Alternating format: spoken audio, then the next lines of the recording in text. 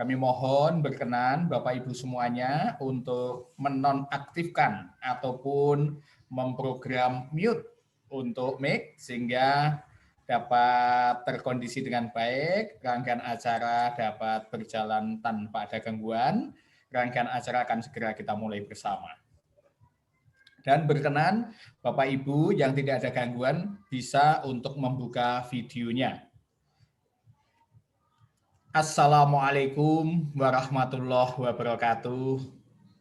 Selamat siang, salam sejahtera bagi kita semuanya, salam dan bahagia. Yang terhormat para narasumber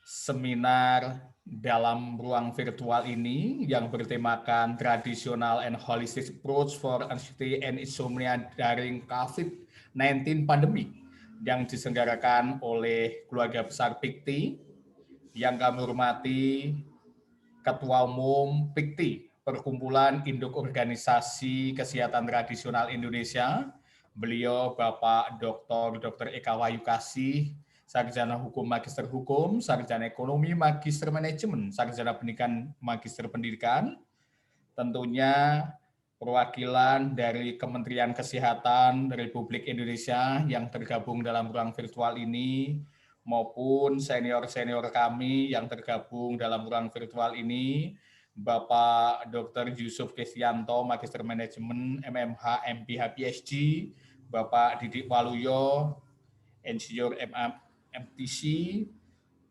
tim pakar Dr. Handoyo Susanto, spesialis saraf spesial kedokteran jiwa, dan tentunya Bapak Ibu yang tergabung ruang virtual ini yang tidak kami sebutkan satu persatu. Rasa syukur senantiasa marilah kita panjatkan kehadirat Tuhan yang makasih Allah Subhanahu wa taala karena pada kesempatan siang hari ini, di kesempatan hari Ahad tanggal 24 Januari tahun 2021 ini kita masih bertemu dan bertatap muka dalam ruang virtual ini dalam suasana sehat dan bahagia. Selanjutnya akan ucapkan selamat siang, selamat datang, selamat bertemu kembali. Teriring doa semoga kesuksesan dan kebahagiaan selalu menyertai Bapak Ibu hadirin sekalian. Amin. Baiklah Bapak Ibu hadirin yang kami hormati, untuk mengawali rangkaian acara ini, marilah kita buka bersama dengan berdoa. Seraya memohon kehadirat Tuhan yang makasih, semoga rangkaian acara ini dapat berjalan dengan sukses dan lancar, dan senantiasa tercatat sebagai amal ibadah kita masing-masing. Di ruang kerja masing-masing dengan sikap sempurna dan hikmat, berdoa mulai. Selanjutnya, menyanyikan lagu kebangsaan Indonesia Raya. Dengan sikap sempurna, host kami persilahkan.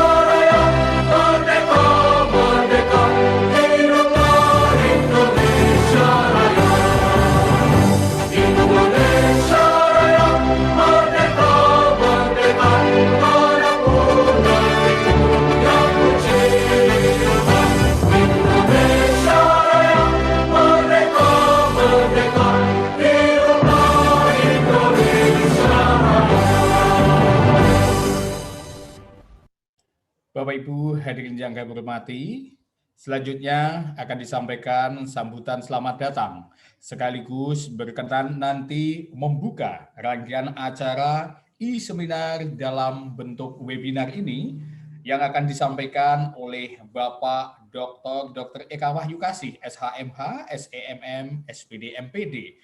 Dan berkenan nanti dilanjutkan untuk menyampaikan pidato kunci di kesempatan pagi hari ini yang bertemakan Traditional and Holistic Approach for Anxiety and Insomnia during COVID-19 Pandemic.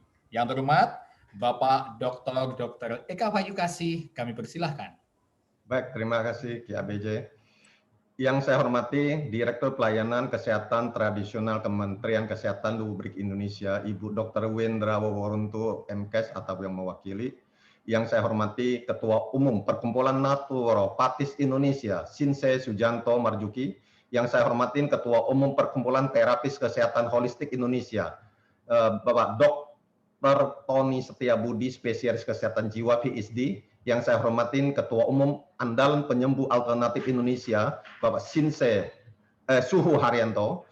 Yang saya hormatin Ketua Umum Perkumpulan Praktisi Ilmu Kesehatan Ruang Tubuh Indonesia, Sinse Insinyur Hilman Rama Pratama, SUD CHT. Yang saya hormatin Ketua Umum Perkumpulan Tuina Indonesia, Sinse Didik Waluyo, Insinyur MA MTC. Yang saya hormatin Ketua Program Studi Dhamma Usada STAB Nalanda, Dr. Willy Japaris Mas PhD. Yang saya hormatin Ketua Umum Perkumpulan Tabib Indonesia atau Pertabi dan Ketua Umum Perkumpulan Praktisi Konsultan Warna atau Persowa, Bapak James Paul Mamamit MD PhD. Yang saya hormatin expert tim kita yaitu Dr. Handoyo Susanto, spesialis saraf, spesialis kesehatan jiwa. Yang saya hormatin narasumber speaker pertama, Dr. Yusuf Kristianto, MMMHA, MPH, PhD. Yang saya hormatin speaker kedua, Sinse Didik Waluyo, Insinyur MATC, moderator yang luar biasa, Dr. Kinarto M. Hum, dan MC kita yang juga luar biasa,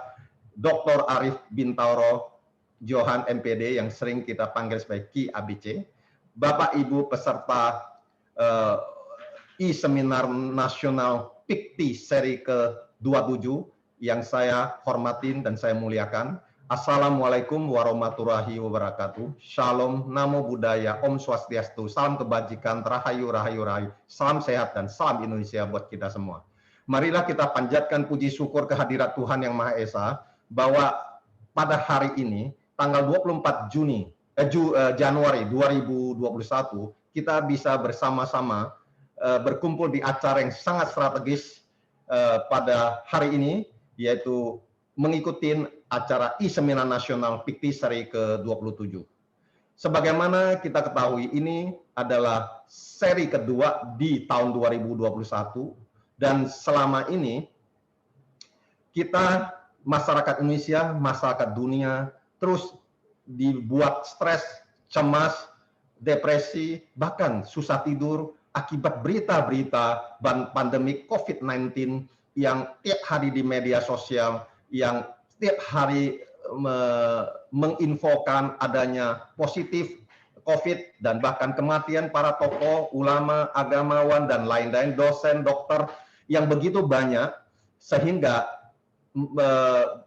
bukan hanya Indonesia, secara global, penduduk dunia mengalami stres, anxiety, depression, bahkan insomnia. Dan kita telah beberapa terus-menerus membuat acara e-seminar bertema COVID-19, tetapi kebanyakan, bahkan hampir semua adalah bagaimana berbicara secara pencegahan, pengobatan, dan rehabilitasi after COVID-19, yaitu berbicara secara kesehatan fisik. Dan padahal COVID-19 ini telah menyebabkan kecemasan, depresi, insomnia, dan stres yang melebihi daripada penderita COVID yang positif. Bahkan mungkin hampir seluruh dunia mengalami hal ini. Dan untuk itu hari ini kita ambil tema khusus bagaimana kesehatan mental untuk selama COVID-19. Dan tentu saya tidak akan panjang lebar. Saya sudahin dengan sambutan ini dengan mengucapkan puji syukur kehadirat Tuhan Yang Maha Esa. E-seminar nasional PIKTI seri ke-27 dengan resmi saya nyatakan dibuka. Selanjutnya, saya akan melanjutkan dengan paparan pengantar saya. Pengantar ini semata-mata untuk memberikan pengetahuan dasar kepada para peserta e-seminar PIKTI seri ke-27 agar para peserta bisa memberikan pertanyaan-pertanyaan yang tajam untuk para narasumber dan expert tim kita, Dr. Handoyo Susanto, juga bersedia akan memberikan pengetahuan dan juga pengalaman mereka berkaitan dengan kesehatan mental. Dan paparan saya, tema saya, itu adalah sama dengan tema seminar, yaitu Traditional and Holistic Approach for Handling Stress, Anxiety, Depression, Insomnia during COVID-19 pandemics. Dan Bapak Ibu sekalian, yang saya hormati, hari ini jumlah positif COVID-19 seluruh dunia sudah mencapai 99 juta jiwa. Dan Indonesia juga sudah mencapai 90 juta ke atas, yang dalam 97 juta, bahkan sudah 980 ribu, dan dalam hitungan hari sudah mungkin akan masuk ke dalam 1 juta penderita atau positif COVID-19 di Indonesia. Dan seperti yang saya katakan, bahwa selama ini kita sering melakukan e-seminar nasional berkaitan dengan physical well-being.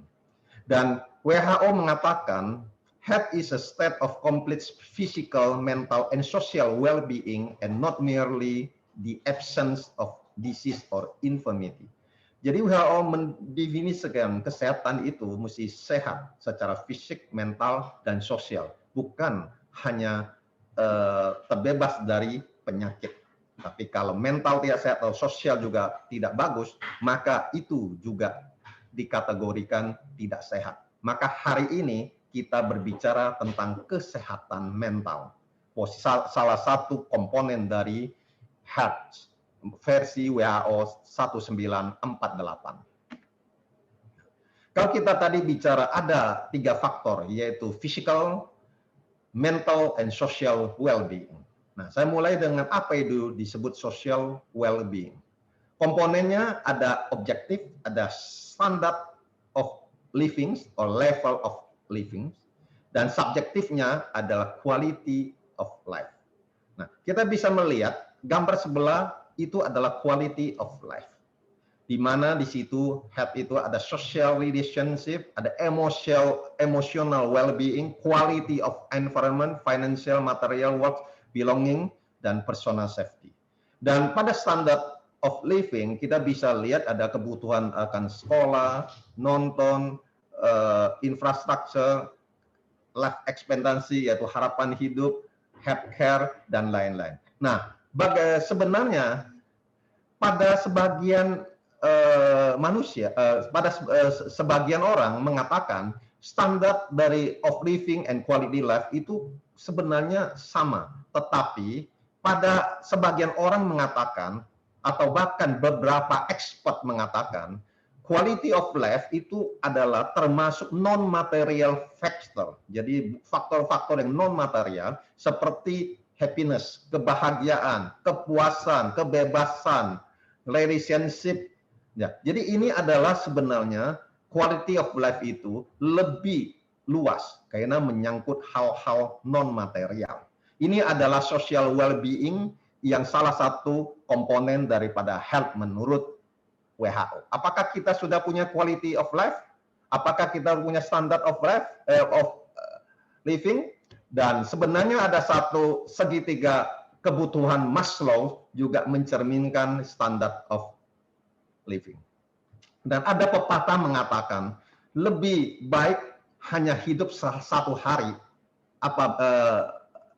apabila bisa bermanfaat buat lingkungan keluarga daripada hidup 100 tahun tetapi menjadi sampah masyarakat. Jadi quality of life menjadi penting dalam kehidupan kita.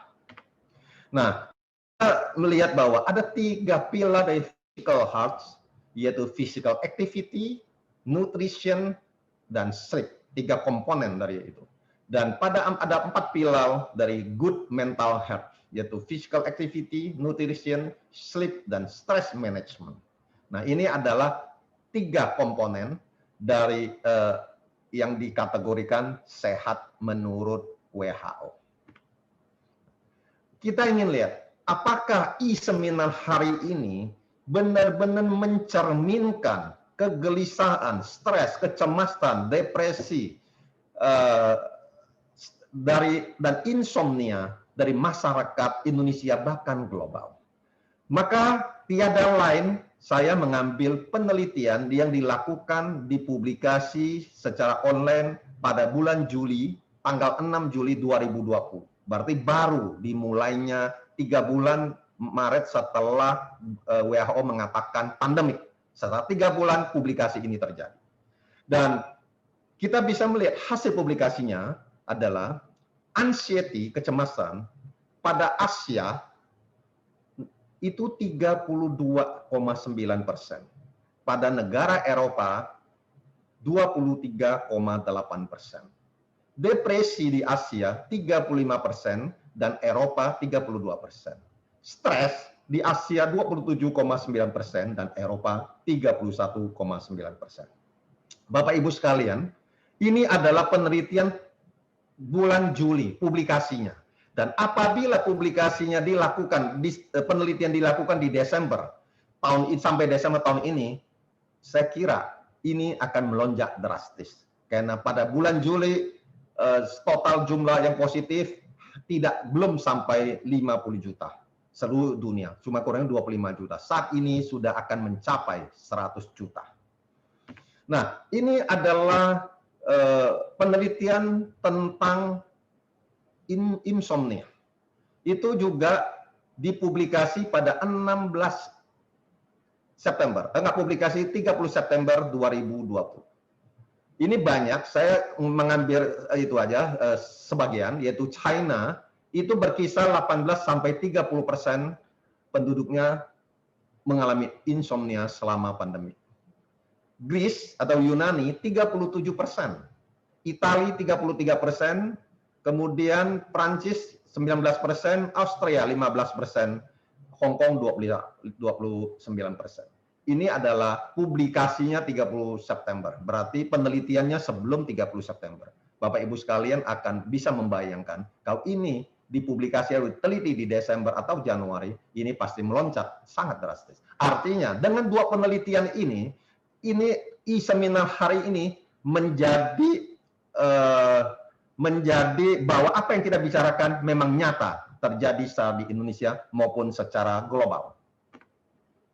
Bapak Ibu sekalian, kenapa COVID-19 bisa mempengaruhi kesehatan mental, bisa menyebabkan stres, anxiety, dan depresi, bahkan menjadi insomnia?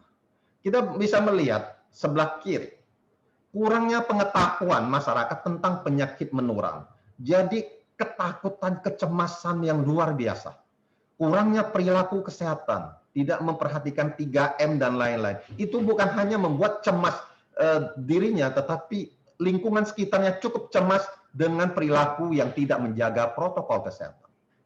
Kurangnya penilaian kesehatan mental dan metode penilaian diri. Dan yang banyak sekali dengan pandemi COVID, ekonomi hancur, keluarga yang tadinya bekerja sangkumpur di keluarga, maka muncul masalah ekonomi dan konflik keluarga. Dan ini sangat berat. Untuk pemulihan ekonomi nasional saja, pemerintah harus mengeluarkan kurang lebih 648 triliun. Di samping untuk bantuan sosial juga 140 triliun kurang lebih. Jadi ini adalah hal yang sangat berat bagi masyarakat dan bagi pemerintah dalam selama pandemik untuk masalah ekonomi. Kemudian terjadi perubahan pola tidur atau nutrisi dan masalah tidur atau konsentrasi. Itu yang juga menyebabkan mental health terganggu. Sebelah kanan kita bisa melihat adanya perubahan besar dan banyak yang tidak mampu beradaptasi, yang disebut new normal era. Ada yang bisa langsung adaptasi, ada yang tidak sanggup. Itu juga menyebabkan mental health. Kurangnya pengetahuan kesehatan fisik dan mental, kurangnya metode penanganan psikologi. Yang saya katakan, kita selalu seminar ada bersifat physical health. Kita ini yang psikologi health jarang sekali diseminarkan. Nah, hari ini kita seminar. Ini penting. Dan dampak media sosial yang luar biasa, yang tiap hari kita lihat media sosial membuat masyarakat cemas dan cemas akibat dampak media sosial yang tidak terkontrol. Kemudian ada karantina, baik isolasi mandiri di rumah dan tidak boleh keluar dan sebagainya, itu juga bisa menyebabkan mental health. Ketakutan dan kecemasan akan kesehatan dan kesehatan keluarga.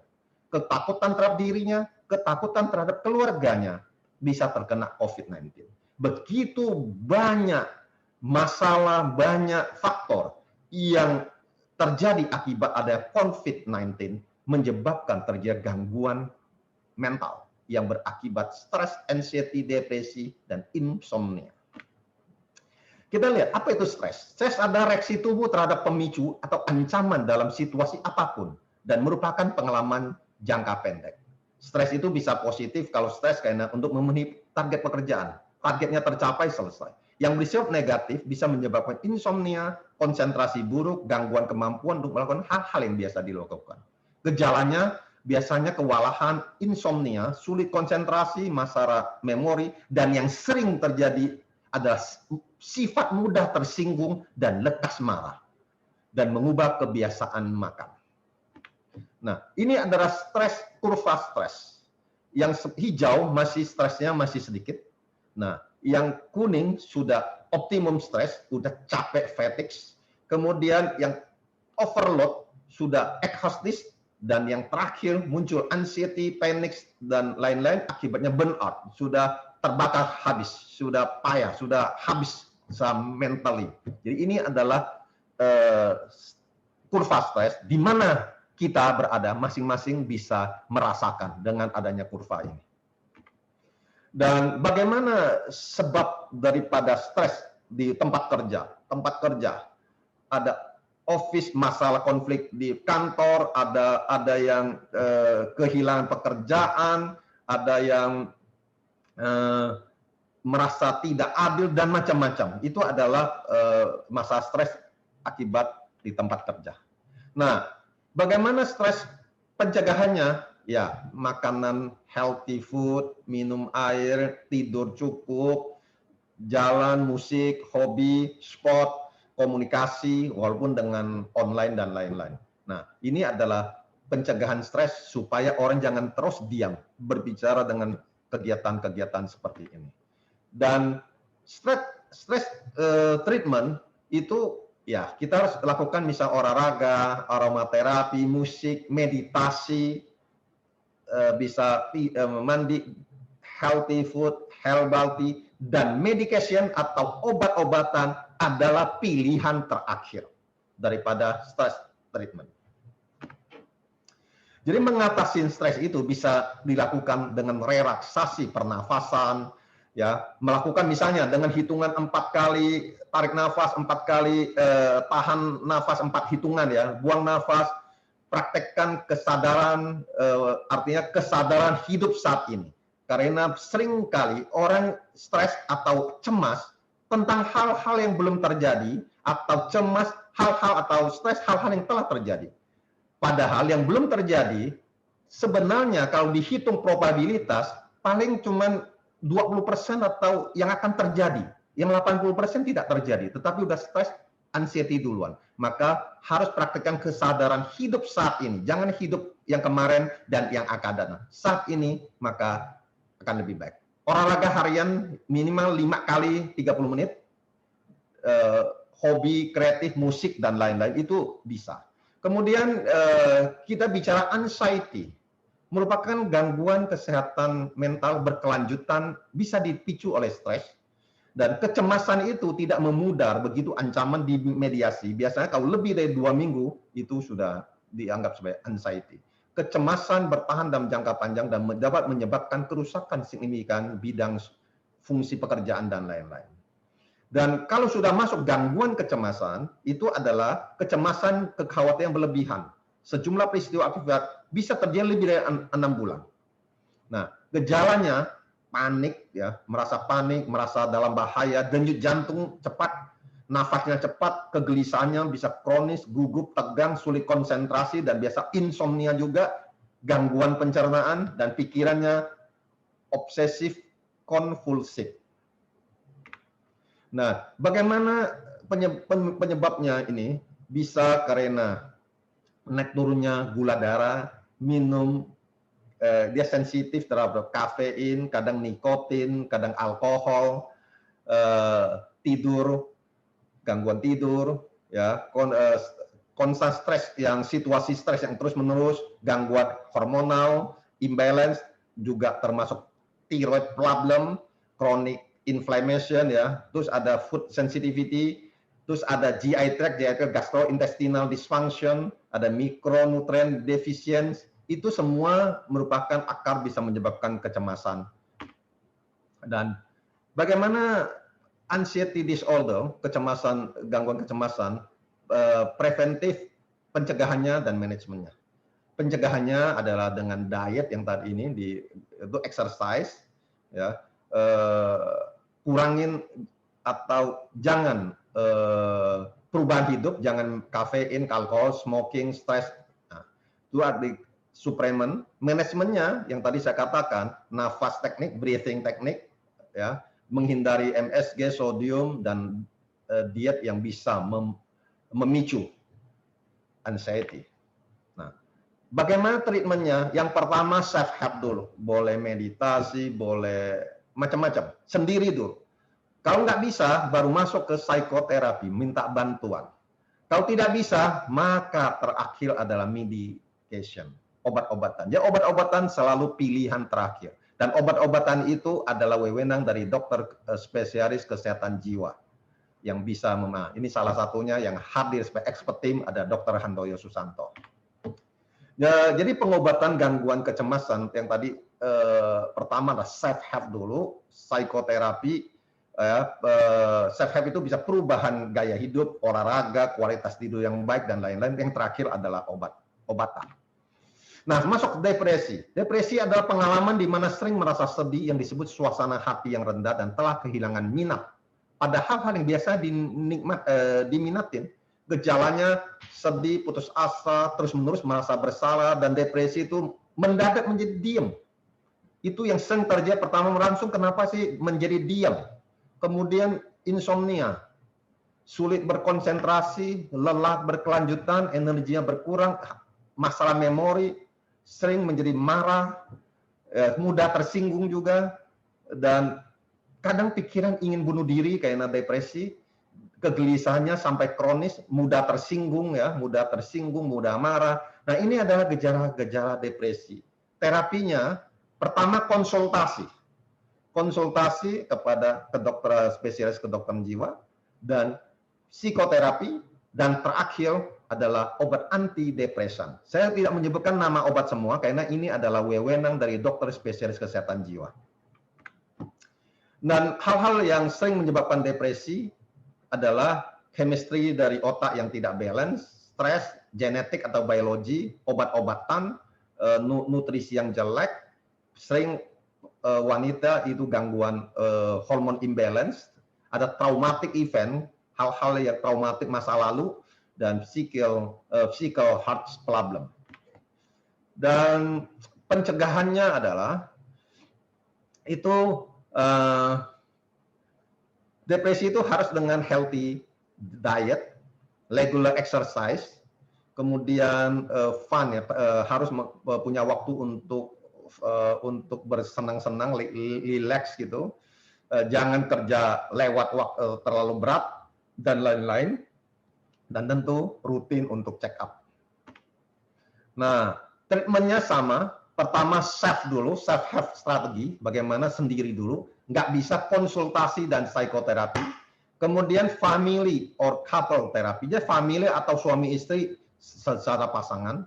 Kemudian obat-obatan lagi, dan kalau nggak bisa juga ya harus dirawat.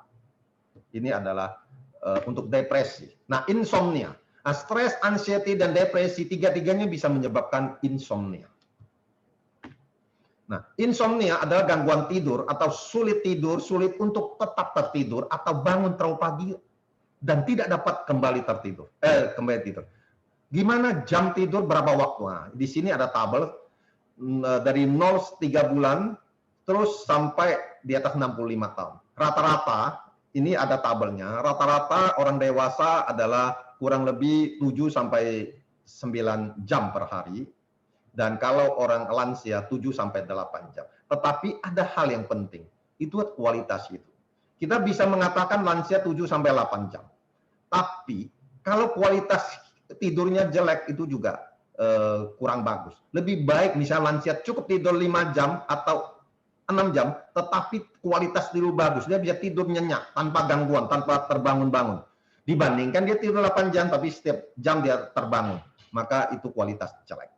Gejalanya yaitu kesulitan tidur malam hari, bangun di malam hari, bangun terlalu pagi, dan tidak merasa cukup istirahat setelah tidur malam. Itu karena kualitas kelelahan, kantuk di siang hari, depresi, cemas, dan lain-lain. Kekhawatiran juga muncul karena tentang tidurnya. Nah, ini adalah 4 tahapan tidur. Yang satu adalah non-rapid eye movement, quick sleep, jadi mata tidak bergerak, itu pada tahap pertama sebelah kiri atas 5 sampai 10 menit ya. Itu adalah transisi antara masih sadar, artinya tidak tidur menuju tidur. Dan yang kedua, step kedua sebelah kanan atas ada body suhu temperatur tubuh drop, heart rate, denyut jantung mulai melemah, mulai berkurang, bukan melemah, berkurang. Ya, otak mulai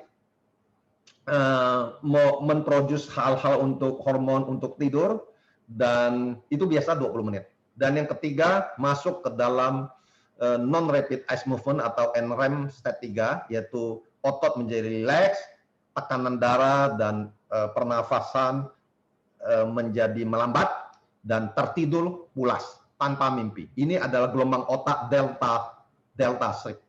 Pada step keempat yang disebut rapid eye movement atau active sleep, itu 20% dari total sleep ya ada di situ. Nah, otak kembali aktif lagi, mungkin mimpi dan lain-lain, dan mata bergerak dengan cepat. Nah, ini ada gelombang otak, pikiran sadar dan bawah sadar. Gelombang otak pada sadar ini conscious mind itu gamma, beta, alpha, dan unconscious mind itu theta, delta. Di sini pada gamma sangat tinggi aktivitas mental, gejalanya panik, histeris, ketakutan. Nah, otak memproduksi hormon kortisol dan norepinefrin. Bapak Ibu sekalian, kortisol dan norepinefrin akan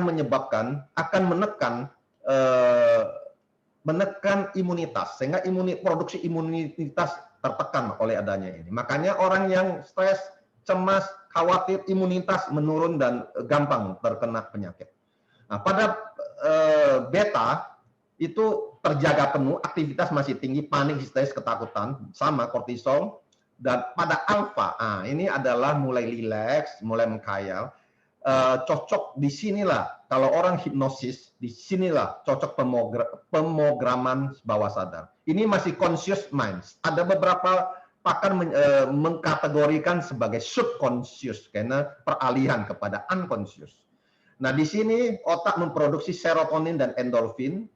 Efeknya menjadi tenang, nyaman, bahagia. Disebut juga hormon bahagia. Imunitas tubuh meningkat ini. Nah, kemudian masuk theta, yaitu masuk meditasi stage, prosi-melatonin dan lain mengantuk, dan delta adalah tertidur lelap tanpa mimpi. Dan ini adalah gelombang otak sadar dan bawah sadar. Nah, insomnia bisa karena stres, karena obat-obatan, karena makanan berat pada malam hari, kafein, nikotin, dan travel or work schedule. Misalnya mendadak ke Amerika terjadi perubahan jet lag. Nah, itu bisa menjadi insomnia karena perubahan waktu. Nah, penyebab insomnia macam-macam ya, dan insomnia yang kronis biasa disebabkan oleh stres atau kebiasaan hidup yang mengganggu tidur dan lain-lain. Dan juga penyebab umum insomnia kronis bisa karena kekhawatiran terhadap pekerjaan, sekolah, kesehatan, keuangan, keluarga dapat membuat pikiran tetap aktif di malam hari sehingga susah untuk tidur. Dan peristiwa trauma kehidupan yang penuh tekanan, kematian, penyakit orang tua yang dicintai, perceraian, kehilangan pekerjaan juga bisa menyebabkan insomnia. Dan terganggu ritme sirkadian atau proses internal alami yang mengatur siklus tidur terganggu. Kebiasaan tidur yang buruk, makan terlalu banyak di sore hari, Ibu Bapak sekalian. Insomnia kronis dikaitkan dengan kondisi medis atau penggunaan obat-obat tertentu. Nah, juga bisa gangguan kesehatan mental, gangguan karena obat-obatan, dan lain-lain. Resikonya wanita lebih banyak daripada pria, biasanya lebih dari usia 60 tahun lebih banyak, dan biasanya memiliki gangguan kesehatan mental, stres berat, dan tidak memiliki jadwal tidur yang baik. Dan komplikasinya ada. Kualitas hidup yang rendah dibandingkan orang tidur nyenyak. Jadi kualitas hidup lebih rendah. Kinerja kerja yang lebih rendah, baik di sekolah maupun tempat kerja. Dan waktu reaksi melambat, dan bahaya mengemudi mobil karena reaksinya melambat. Gangguan kesehatan bisa depresi, gangguan kecemasan, dan lain-lain. Dan pencegahannya adalah atur sleep schedule dan ruangan tempat tidur, ruangan tidur yang suhunya yang pas, dan exercise reguler. Nah, pencegahan jadi kebiasaan tidur itu harus yang baik bisa mencegah insomnia, jaga waktu tidur dan bangun konsisten setiap hari. Saya punya teman, juga temannya Dr. Handoyo, orang yang mungkin salah satu terkaya di Indonesia, dia mengatakan, dan dia juga olahragawan beris, dia mengatakan, saya tidak ingin merubah waktu tidur saya. Misalnya dia bangun jam 7 atau jam 9 atau jam 8 pagi. Kalau kita terbang ke Amerika mana saja, jam 6 dia tidak mau. Dia akan pilih yang siang. Dia tidak ingin mengubah jadwal tidur. Nah, itu sehingga dia sehat dan usia tua dan menjadi salah satu atlet tertua di Asian Games dan meraih medali. Menghindari obat-obatan yang menyebabkan insomnia, hindari kafein, alkohol, dan lain-lain. Dan demikianlah Bapak Ibu sekalian, pengantar saya agar Bapak Ibu sekalian peserta e-seminar seri ke-27 ini bisa mendapat gambaran yang utuh mendasar tentang stres, anxiety, depresi, insomnia akibat selama pandemi COVID-19, sehingga Bapak Ibu sekalian bisa mengetahui keadaan kondisi kesehatan mental masing-masing dan keluarga, dan ada masalah bisa segera pada e-seminar ini ditanyakan kepada para narasumber dan juga kepada pakar kita, Dr. Handoyo Susanto. Akhirnya, melalui e-seminar nasional PIKTI Traditional and Holistic Approach for Handling Stress, Anxiety, Depression, Insomnia during COVID-19 pandemic, mari bersama kita mendukung upaya pemerintah untuk meningkatkan kesehatan masyarakat Indonesia. Masyarakat hidup sehat, Indonesia kuat. Sekian, terima kasih. Wassalamualaikum warahmatullahi wabarakatuh. Om Santi Santi Santi Om Sabesata Bontu Sugitata. Semoga semua makhluk hidup bahagia. Rahayu Rahayu, salam kebajikan bagi kita semua. Salam sehat dan salam Indonesia. Saya kembalikan kepada MC. Terima kasih.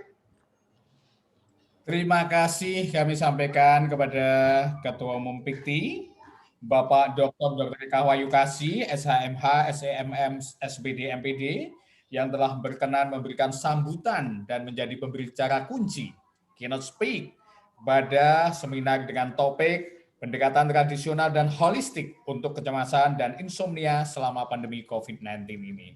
Baiklah Bapak Ibu, hadirin yang kami hormati yang tergabung dalam ruang virtual ini, kita akan memasuki sesi berikutnya, sesi untuk penyampaian materi yang akan disampaikan oleh Dr. Yusuf Kristianto, Magister Manajemen PhD, dan Bapak Insinyur Didi Waluyo, MA, MTC, dan dipandu oleh sahabat kami, Ki Dr. Sunarto Magister Humaniora. Kepada Ki Dr. Sunarto Magister Humaniora sebagai moderator yang memandu untuk dua narasumber hebat kita, kami persilahkan sepenuhnya. Terima kasih sahabat saya MC Ki AB dari Jogja. Bapak Ibu sekalian yang berbahagia di acara ini. Kami sebagai moderator yang utama sekali mengucapkan terima kasih kepada Bapak Eka Wahyu sebagai doktor, sarjana hukum, magister hukum, sarjana ekonomi, dan sarjana pendidikan. Di samping itu masih ada tambahan lagi sebagai pengusaha dan sebagai dermawan. Sehat untuk Dr. Eka Wahyu. Ibu Bapak sekalian, mohon izin kami sebagai moderator ingin meringkas padatkan apa yang disampaikan Dr. Eka Wahyu sebagai keynote speaker dalam mengawali topik traditional and holistic approach for handling anxiety insomnia during COVID pandemic. Apa yang disampaikan oleh Dr. Eka Wahyu, kami ringkas padatkan bahwa dalam menghadapi COVID-19 ini mengakibatkan adanya mental health pada masyarakat. Adanya mental health pada masyarakat memunculkan stres pada masyarakat dan bahkan sampai pada individu-individu, pada keluarga-keluarga. Sehingga memunculkan anxiety dan memunculkan depresi.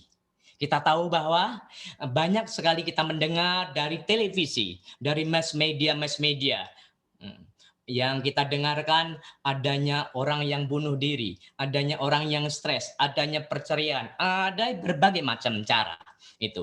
Namun di samping itu dalam kondisi lingkungan pun kita juga sering mendapatkan informasi dan mengetahui sendiri banyak munculnya malapetaka yang ada di alam ini. Ibu Bapak sekalian, tadi Dr. Eka kasih menjelaskan bahwa bagaimana cara mengatasi stres. Pencegahan stresnya bagaimana? Menggunakan relaksasi pernafasan, meditasi, yoga, dan makanan-makanan bergizi, dan yang utama, yang terakhir itu apabila hal tadi tidak bisa diselesaikan, yaitu dengan pilihan medication, pilihan terakhir dengan obat-obatan. Namun diharapkan dari Dr. Eka kasih mengharapkan kebanyakan adanya orang yang stres, anxiety and depresi, itu kebanyakan karena kesadarannya tidak ada pada saat ini.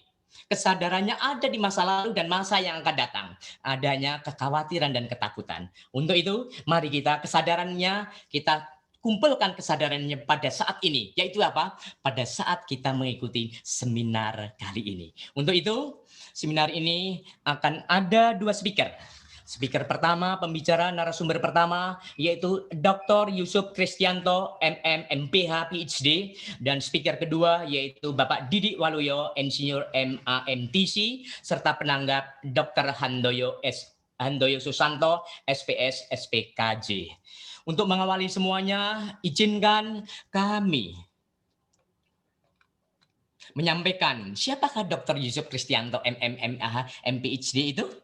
Dr. Yusuf Kristianto, MM, MPH, PhD, alamatnya di Pondok Kelapa Indah, Blok A 5, nomor 7-8, Kalimalang, Jakarta Timur. Nomor HP WA 0816 1115 207. Emailnya yusufkristianto@gmail.com. Riwayat pendidikan sarjana strata 1 Universitas Indonesia tahun 1990. Program akta mengajar FKIP di Jakarta tahun 1997. Program pasca sarjana Magister Manajemen Jakarta tahun 98 sampai 2000. Program Aliansi American Institute of Management Studies tahun 2001. Program pasca sarjana Master Public Health Universitas Indonesia. Sandwich Program Newcastle, Australia 2002. Doktoral Public Health Universitas Indonesia tahun 2007. Aliansi Program Riset and Metodologi Penelitian Universitas Indonesia dan Oslo University tahun 2008. Complementary Medicine and Health Medicine Beijing University Tong Ren Tang Hospital tahun 2011. Antara lain begitu juga riwayat pekerjaan begitu banyak, namun saya ringkas padatkan menjadi 2. Cukup aja, Pak. Bahwa Bapak Kepanjangan Dr. nanti. Yusuf Kristianto MMM PhD PhD sebagai tim pakar pusat BPPSDM Kementerian Kesehatan Republik Indonesia untuk penelitian dan riset nasional dan tim pakar pusat Litbangkes untuk penelitian Iptekkes nasional. Demikian riwayat hidup Bapak Dr. Yusuf Kristianto MMMPH. Saya yakin Ibu Bapak sekalian kepingin sekali cepat-cepat ingin mendengarkan penjelasan-penjelasan apa saja yang disampaikan oleh Bapak Dr. Yusuf Kristianto MMMPH PhD berkaitan dengan topik ini, yaitu tentang insomnia dan anxiety. Terima kasih. Untuk itu, Bapak Dr. Yusuf Kristianto dipersilahkan dengan waktu 40 menit. Ya, mohon dibantu materinya ya Pak, di-share. Boleh dibantu share materi ya Pak. Ya, silakan host untuk materi di sharing. Ya, pertama-tama saya ucapkan terima kasih untuk semua para pejabat yang hadir untuk kehadirannya dan juga teman-teman yang hadir bersama kami, dan terima kasih juga terutama untuk Pak Dr. Eka yang sudah memberi kesempatan saya untuk berbicara. Bapak Ibu sekalian, saya bersyukur juga nih banyak sekali teman-teman dari grup dokter. Ada Dr. Monica nih yang ahli dalam plasma konvalen. Ada Dr. Rina, spesialis penyakit dalam ya. Ada sekali banyak teman-teman dari seluruh Indonesia yang hadir bersama-sama dengan kita. Saya tidak akan menjelaskan secara detail karena saya bukan ahli jiwa, tapi saya adalah dokter dalam public health, dan selama pandemi dari bulan Januari saya sudah November Desember saya sudah mengedukasi banyak sekali melalui Elsinta dan juga melalui TV One dan beberapa TV lain. Poinnya adalah ketika bulan Maret itu saya sudah mulai membantu untuk mendampingi beberapa pasien COVID dan keluarganya. Dan yang terpenting adalah sebenarnya sebelum ada COVID, saya bersama-sama dengan teman-teman kami punya support group cancer, di mana kita berjuang bersama-sama dengan teman-teman kanker. Kenapa saya bisa katakan COVID disamakan dengan cancer? Sebenarnya kalau dengar ceritanya, bagaimana perjuangan orang cancer sama dengan orang COVID itu hampir sama. Bagaimana reaksi penyerangannya, bagaimana tangkapan keluarga, dan bagaimana ketakutan si pasien maupun ketakutan dari keluarga, yang mana saya pernah mengalami ada keluarga yang tidak boleh pulang ke rumah sementara bapak ibunya sakit dan akhirnya tidur di mobil. Itu kejadian banget ya. Nah, jadi saya hanya menceritakan bagaimana sih saya bisa mendampingi mereka sampai mereka bisa menghadapi dengan tenang di masa pandemi ini. Jadi judul saya adalah Kiat Kuat Menghadapi Stres dan Bersahabat dengan Stres. Kenapa bersahabat? Karena stres itu kalau kita selalu pikirin, akhirnya kita jatuh dan hancur. Makanya ada lagu Lenka itu bagaimana bersahabat dengan stres. Nanti boleh didengerin ya. Kemudian saya tulis berpikir positif dalam menghadapi pandemi COVID. Yang kita tidak bisa lawan. Yang kita bisa lawan adalah kita hadapi, bukan menghindari. Lanjut. Nah, tadi Pak Eka udah bagus banget ceritain. Jadi sebenarnya ini remedial aja. Karena Pak Eka tadi, Dokter Eka udah jago banget ceritain dari berbagai macam sisi. Jadi kalau saya bilang, begitu kita bangun tidur, kita bernafas, begitu kita mencelekkan mata kita pada saat bangun pagi, wah, si COVID nih. Ya, kita lihat koran, waduh, scoringnya. Kalau kita di grup dokter, itu scoringnya Jakarta 3.700 per hari. Probability-nya 1:50. Berarti 50 orang, kemungkinan 1 orang kena COVID. Ya. Nah, masalah pandemi ini menjadi beban hidup, tantangan, dan banyak orang bilang, aduh kerjaan gue gimana, gue gimana nih. Ya. Nah, itu semua membuat stres. Stres itu tadi Pak Dr. Eka sudah menyebutkan. Dari murung, berkeringat, perut kembung, jantung berdebar, overacting, sampai cepat tersinggung, kurang sabar, dan ketus. Dan survei membuktikan 41% orang paling susah mengendalikan stres, termasuk diri kita sendiri. Lanjut. Nah, bagaimana virus itu menyebar yang menyebabkan pandemi itu? Kenapa? Saya pernah masukkan di TV One bahwa dalam 5 menit, kalau kita berbicara dengan orang COVID dan tidak menggunakan masker, maka kita akan masuk 1000 virus yang akan menghancurkan kita. Dan langsung kita bisa kena. Jadi kata kuncinya adalah, virus ini ganas. Dan ketika dulu-dulu orang bilang, enggak ganas, tidak ganas. Wrong. Karena dia ganas. Dan dia menghancurkan banyak orang. Jadi kita harus siap menghadapinya. Bukan menghindarinya. Tapi menghadapi dengan pelaratan perang. Makanya saya selalu di El Sinta, maupun di TV One atau di Jak TV, atau di TVRI, saya selalu menyebutkan, kita berperang melawan pandemi. Melawan virus ini. Bukan santai-santai. Ya. Tetapi kita harus siap. Kalau kita mau perang, kita harus punya alat perang. Ya, lanjut. Nah, yang infeksi banyak, jutaan orang udah kena di seluruh Indonesia. Ya, saya pernah mengedukasi melalui Ketua Edukasi MUI untuk memakai masker. Ya, itu wajib. Lanjut. Nah, tadi sudah dijelaskan juga oleh Dr. Eka, ya, bahwa kualitas kita dalam menghadapi penyakit tergantung kualitas hidup, keturunan, lingkungan, dan gaya hidup. Ya, kata orang-orang, jangan terlalu banyak gaya karena berbahaya. Betul, saya setuju. Ya, jadi 10% itu kualitas hidup kita dipengaruhi oleh imunitas kita. 18% itu keturunan kita. Contoh ya, golongan O katanya lebih kuat terhadap virus. Ya, boleh disurvei. Kemudian lingkungan. Sekarang ini pandemi dan virus COVID ada di mana-mana. Kita harus sadari. Dan 53 adalah gaya hidup. Jadi kalau kita masih tidak mau pakai masker, masih nekat berkerumun, kita pasti sangat berisiko. Kalau dalam studi biostatistik di public health, kita bisa mengukur yang namanya odds ratio atau faktor risiko. Ya.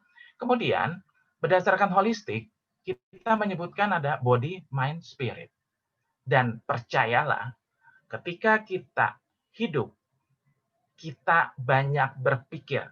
Nah, berpikir itu yang mengakomodir untuk kita jatuh sakit. Saya bisa contohin. Kalau di grup cancer, saya pernah cerita. Kalau Bapak Ibu mau hadir di support grup cancer, tapi Ibu Bapak tadi pagi hujan, kemudian mendung, terus Ibu bilang, aduh saya nggak enak nih, badan saya nggak enak nih, saya mau keluar juga nggak enak nih. Jadi sakit kita. Karena kita mikir, oh kita nggak enak badan nih, ntar kita sumeng nih, badan kita anget nih, kemudian kita jatuh sakit. Ya, karena itu pikiran kita. Tapi kalau kita bilang, oh saya mau sehat, saya mau maju, saya mau jalan, saya mau bertemu dengan teman-teman support group, kita bisa jalan tanpa kita perlu sumeng, badannya anget. Lanjut. Nah, menurut WHO tadi sudah dibahas juga oleh Pak Eka, ya, Dr. Eka, fisik, mental, dan sosial. Oleh karena itu, di masa pandemi ini, kita harus sehat jasmani, rohani, dan sosial kita. Artinya apa? Kita perlu support group untuk mendampingi kita. Jadi jangan sampai di masa pandemi, kita dapat berita bohong, dan kemudian kita mengikuti, dan akhirnya makin ngaco. Ya. Jadi kita harus menyadari mana yang benar, mana yang tidak benar. Itu yang paling penting. Dan kita harus punya kelompok sosial yang memang mensupport kita. Jadi saya bersyukur banget Pikti ini membuat suatu seminar untuk menggalang teman-teman untuk menjadi health educator bagi orang lain ketika selesai seminar ini. Lanjut. Nah, mind healing itu berpikir positif. Di dalam hidup kita punya harapan dan kenyataan. Nah, kita harus berpikir apa harapan kita dan kenyataan yang kita harus hadapi, itu kita harus adjustment, harus menyesuaikan. Bagaimana harapan kita, jangan terlalu tinggi, tapi juga jangan nggak punya harapan, itu wrong juga. Jadi kita harus punya harapan, dan kenyataan hidup yang kita harus selalu presesikan, supaya berjalan seimbang. Lanjut. Boleh lanjut, oke. Nah, kita selalu dalam hidup ini, kita punya problem kehidupan dari dua sudut pandang. Ada peluang, ada ancaman. Jadi contoh, saya ini membantu membagikan APD ke Wisma Atlet. Saya membantu pasien COVID. Saya bertemu dengan pasien COVID untuk mensupport vitamin, obat herbal, ya, obat herbal dari Tiongkok yang kita dapat, kita kirimkan. Kalau ada masker, kita kirimkan.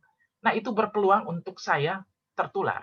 Tetapi kalau saya menggunakan alat masker yang baik, kacamata yang cukup baik, dan saya menggunakan hand sanitizer dengan baik, maka risiko itu saya akan turunkan.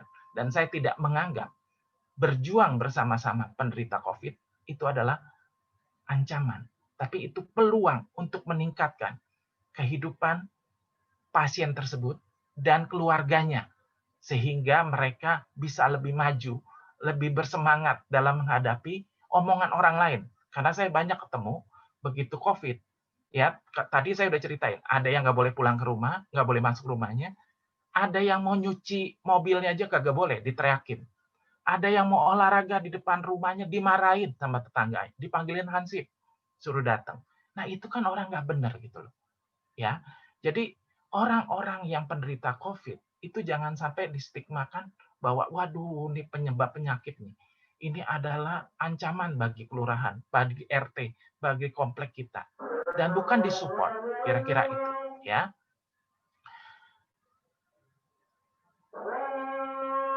Saya boleh berhenti dulu sebentar ya, nunggu.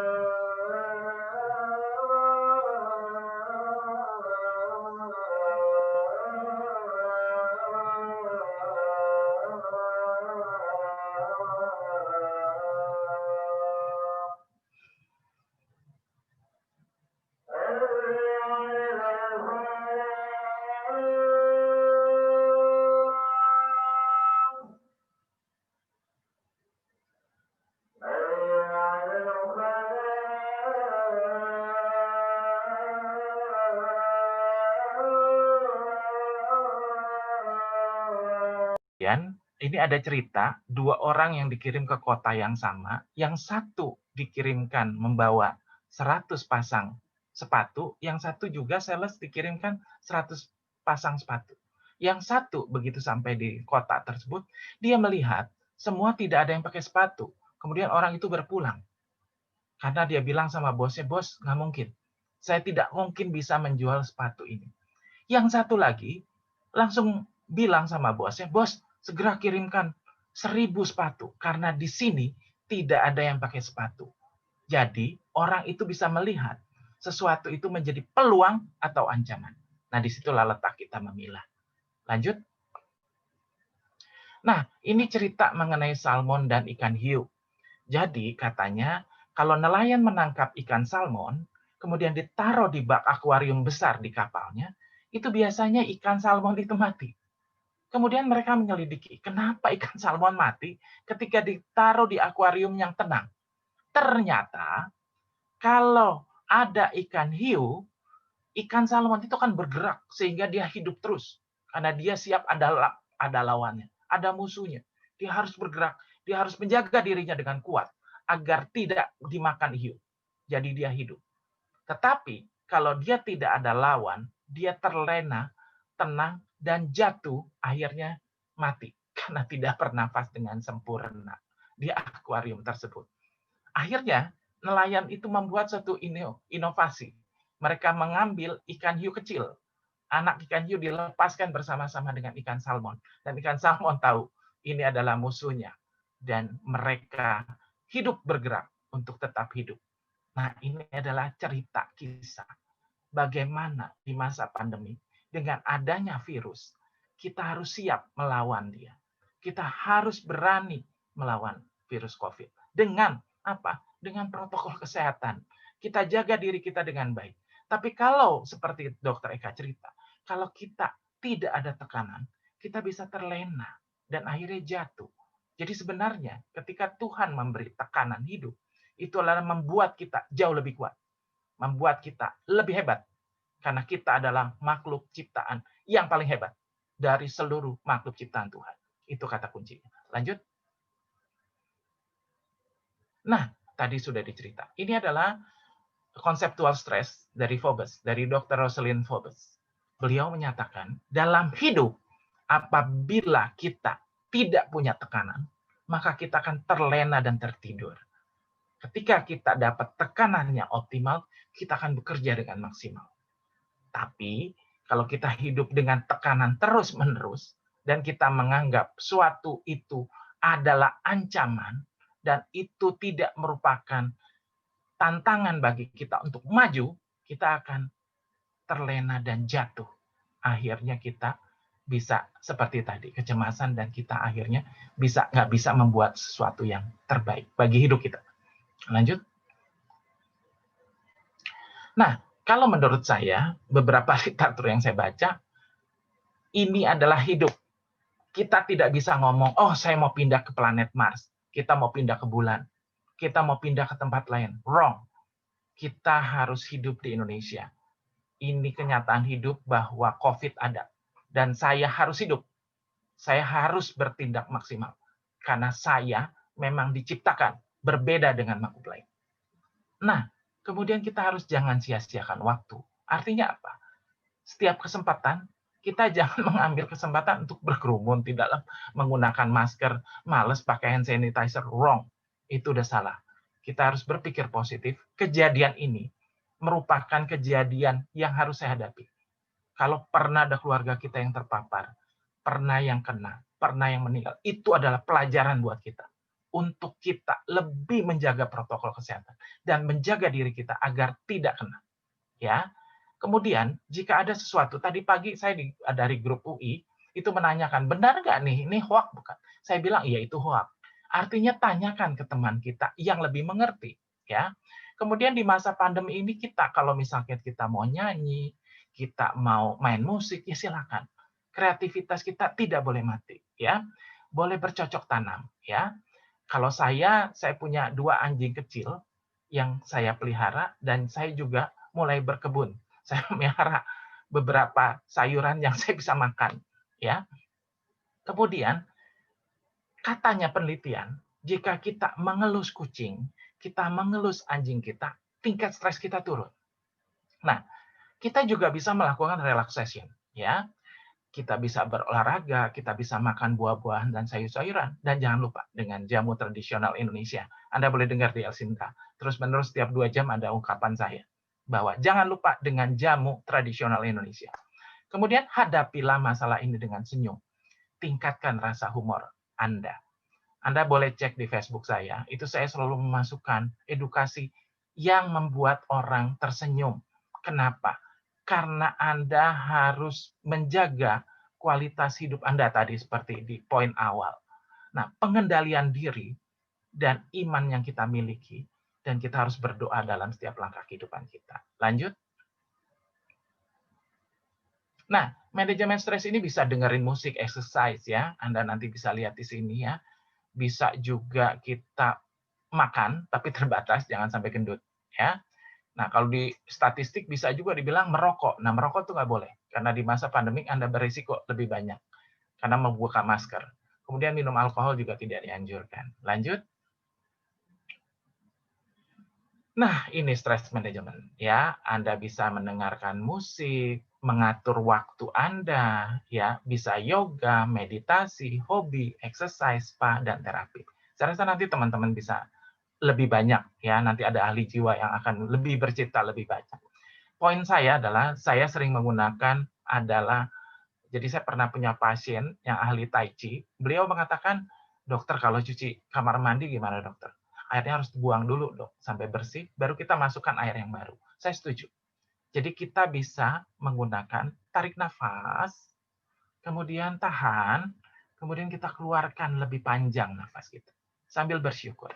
Kalau Anda mau dengerin lagu musik soft, is okay, boleh. Itu sangat membantu ketika Anda stres, kesel, tensi Anda naik, nadi Anda tidak terantung, jantung berdebar, dan Anda bisa melakukan seperti itu. Tarik napas panjang, tahan, dan buang pelan-pelan. Sambil bersyukur. Percayalah, tensi Anda akan stabil, nadi Anda terkendali, oksigen Anda akan meningkat. Saya punya oximeter, saya bisa peragakan. Dan juga yang terpenting, Anda tidak stres. Anda bisa mengendalikan stres Anda. Lanjut. Nah, yang tadi saya cerita, bahwa di masa pandemi ini, jangan nonton yang tidak-tidak, jangan baca yang tidak-tidak, kemudian jangan percaya terlalu cepat. Ya. Dan Anda, yang terpenting adalah jaga diri Anda. Itu nomor 1. Ya. Kemudian, terapkan pikiran berpositif, rancang pikiran Anda sebaik mungkin. Dan seperti tadi, Anda harus punya teman bicara. Jadi kami punya support group cancer, kami punya support juga di grup lain yang saling membantu. Dan saya serajin tuh menerima WA dan membalas WA. Lanjut. Nah, ini tadi udah disebut oleh Dr. Eka. Hati yang gembira adalah obat. Ya. Jadi kita harus happy dan kita bisa tenang dan tenang. Dan ini bukan statement saya atau Dr. Eka, tapi coba dilanjutkan. Nah, ini Kemenkes punya cerita. Kemenkes dengan logonya sudah menyebutkan, hati yang gembira adalah obat. Karena ketika kita gembira, hormon kita stabil, imunitas kita akan meningkat. Dan kita punya organ akan bekerja lebih baik. Anda mesti ingat bahwa COVID ini menyerang ketika kita imunitasnya turun. Oleh karena itu kita harus punya sel T yang bagus, imunoglobulin yang baik. Itu didapat dengan mikronutrien. Mikronutrien itu didapat dari jamu-jamuan, vitamin, mineral, sayur-sayuran, ya, dan buah-buahan. Dan bisa bekerja dengan baik kalau hormon kita stabil, happy kita, sehingga sel kita bekerja dengan optimal. Ya, lanjut. Nah, ini saya ceritakan sepintas yang selalu saya sebut-sebut. Jadi kita harus siapkan masker, ya.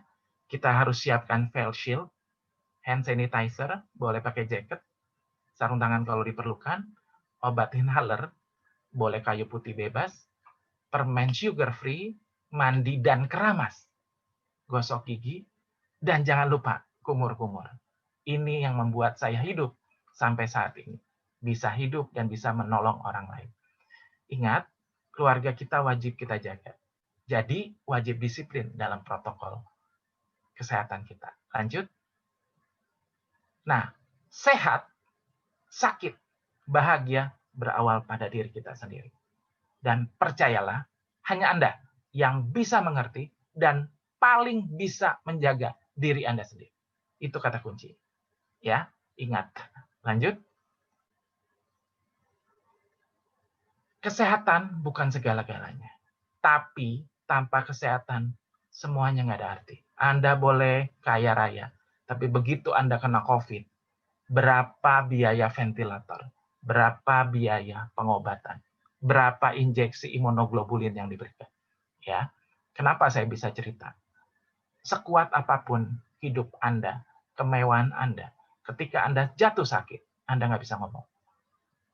Ya, semua itu berbayar, dari oksigen, infus, ATM Anda bisa jebol. Jadi jangan pernah sakit, jangan masuk rumah sakit, karena biaya pengobatan jauh lebih mahal. Prinsip hidup saya tidak mau sakit. Ya, lanjut. Prinsip hidup di masa pandemi, jangan tertular, jangan terinfeksi. Kalau terinfeksi jangan sakit, kalau sakit jangan parah. Dan yang terpenting jangan sampai tewas. Ya, karena kita masih punya tanggung jawab dengan keluarga kita, sanak saudara kita. Ya, selamatkan diri kita masing-masing. Dengan gimana? Jaga diri kita. Dengan kita bisa menjaga diri kita bisa menjaga keluarga kita. Ketika kita bisa menjaga keluarga kita ikut menjaga lingkungan kita. Dan disitulah kita menjadi pahlawan bagi negara kita. Dengan menjaga negara kita. Dengan apa? Kita nggak bikin dirinya sakit. Dan kita juga tidak merepotkan negara. Dan Anda tahu sekarang di mana-mana UGD penuh. ICU penuh. Saya bisa cerita, ada keluarga dokter yang sudah punya ventilator sendiri, tetapi tidak ada tempat. Meskipun dia punya ventilator sendiri, tidak ada tempat. Kata kuncinya apa? Jangan kena. Dan jangan membuat orang makin banyak kena dengan kita kemana-mana berkerumun. Kita tidak menggunakan masker. Itu berisiko menularkan orang lain. Ya. Dan ingat, dokter yang terbaik adalah diri kita sendiri. Bukan orang lain. Andalah yang bisa menjaga, melindungi, dan membuat diri Anda sehat. Kira-kira itu. Lanjut.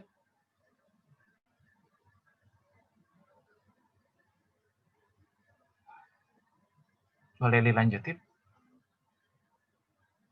Nah, kita saat sekarang ini kita harus saling menjaga agar terhindar dari COVID.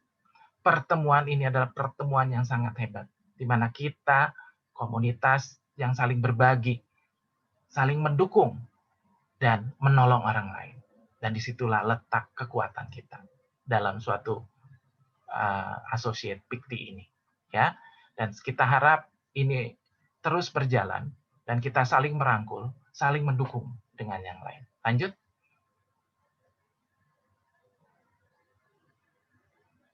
Oke, terima kasih atas kesempatan yang diberikan. Itu ada lengkap. Saya punya email, ada alamat handphone saya, ada WA saya. Materi boleh di-share untuk teman-teman. Terima kasih. Sukses selalu. Salam sehat. Oh iya, saya lupa. Jangan lupa selalu hand sanitizer. Jangan pernah lupa. Ya. Kemudian kalau mau buka masker, ingat selalu oleskan dulu sesuatu, entah kayu putih atau apapun Anda oleskan, baru Anda bisa makan. Itu yang saya lakukan selama ini. Terima kasih. Ya, terima kasih dokter. Terima kasih. Ya. Halo. Ya. Ya, terima kasih dokter. Siap. Atas penjelasannya. Ibu Ya. Bapak sekalian, kami akan ringkas padatkan apa yang disampaikan oleh dokter, yaitu bahwa sikap kita di dalam menghadapi hidup ini, kita tinggal pilih peluang ataupun ancaman. Namun lebih baik kita pilih yang peluang, ya. Ya, untuk itu jangan sampai stres, ya. Kemudian bahwa dalam penanggulangan stres itu harus kita menghadapi kenyataan hidup. harus bertindak semaksimal mungkin, dan yang utama kita harus tetap gembira. Gembira adalah obatnya. Untuk itu saya punya kiat-kiat. Kalau tiap pagi saya menyanyikan di sini senang, di sana senang, di mana-mana hatiku senang. Bapak Ibu bisa menyanyi hari ini kurasa bahagia dan lain sebagainya. Ibu Bapak sekalian, stress management itu harus kita terapi dengan exercise, meditation, yoga, dan lain sebagainya. Dan semuanya itu kita harus hati yang gembira. Hati gembira adalah sebagai obatnya. Dan Bapak Ibu sekalian, menurut dokter tadi disampaikan bahwa tubuh manusia itu terdiri dari mind, body, and spirit.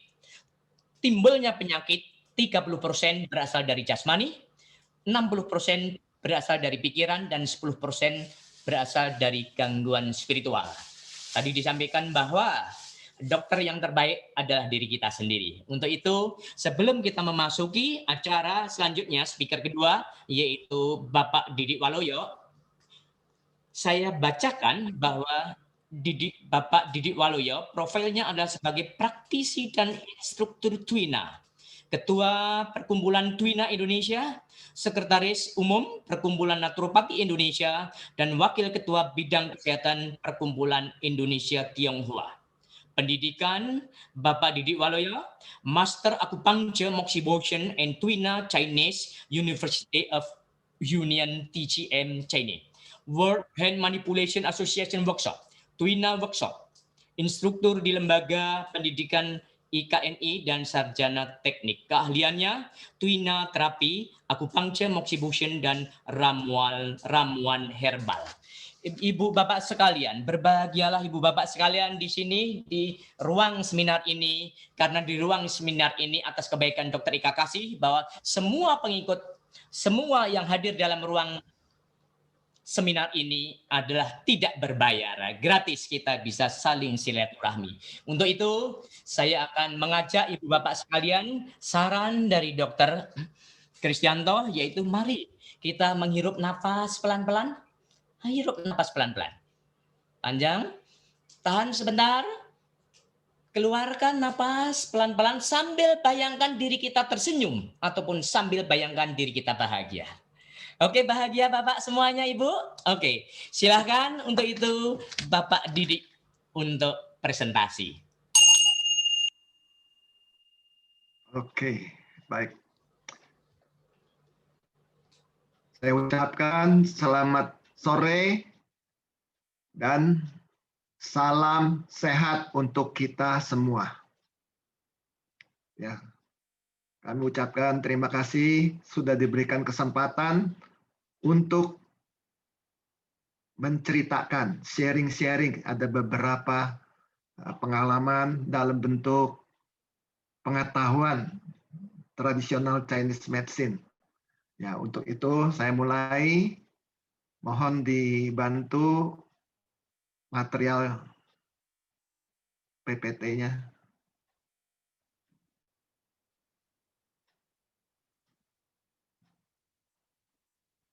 Mohon dibantu material PPT. Ya, oke.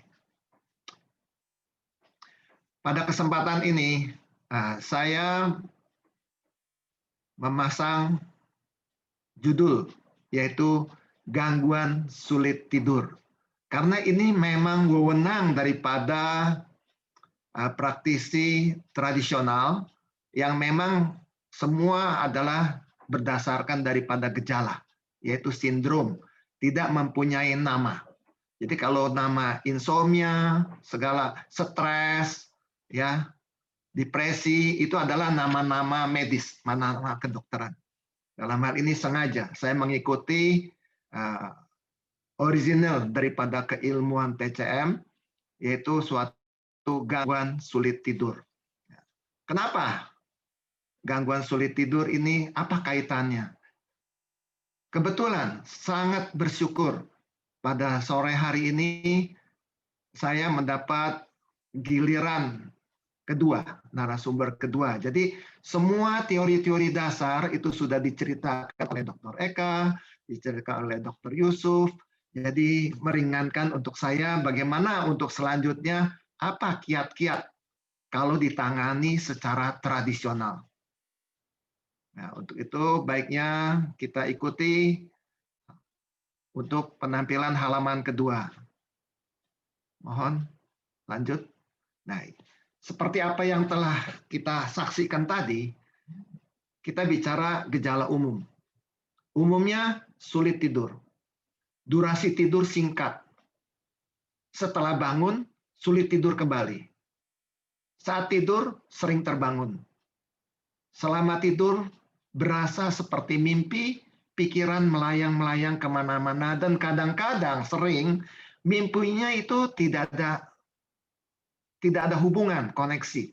Jadi mimpi pertama, kemudian dilanjutkan sama yang lain-lain, itu tidak ada hubungan, tidak ada korelasi.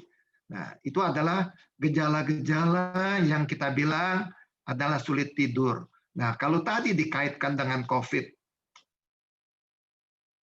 belakangnya waktu itu saya bicara dengan beberapa teman, apa ya yang harus diangkat di dalam webinar ini. Dia bilang gini, Pak, kita itu yang sulit, yang belum pernah diangkat adalah menyangkut soal sulit tidur, dia bilang.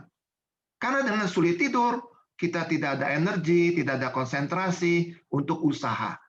Karena usaha terganggu dengan adanya pembatasan waktu itu PSBB, akhirnya kita mengadakan suatu perekonomian yang stuck, macet.